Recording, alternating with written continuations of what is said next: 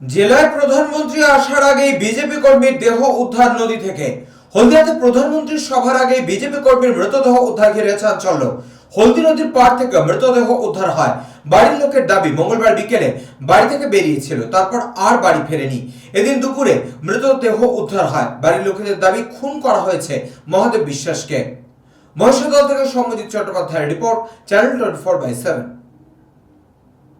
ভবানীপুর থানার অন্তর্গত এক বিজেপি কর্মী দুদিন ধরে নিখোঁজ ছিলেন। আজ তার দেহ পাওয়া গিয়েছে। বিজেপি কর্মীরা অভিযোগ করছে তাকে হত্যা করা হয়েছে ভোটের মুখে। না, এটা পুলিশ তদন্ত করুক। এটা হত্যা নাকি আমরা জানি না, আমাদের মুখ থেকেই শুনলাম। তৃণমূল কংগ্রেস খুনের রাজনীতি করে না। বিজেপি নিজেরাই মেরে তৃণমূল কংগ্রেসের নামে দোষ তুলতে পারে। তবে তার পরিবারকে বলবো সঠিক ময়না তদন্ত হোক এবং কারা কেন নিখোঁজ হয়েছে সেটাও তার পরিবার বলুক।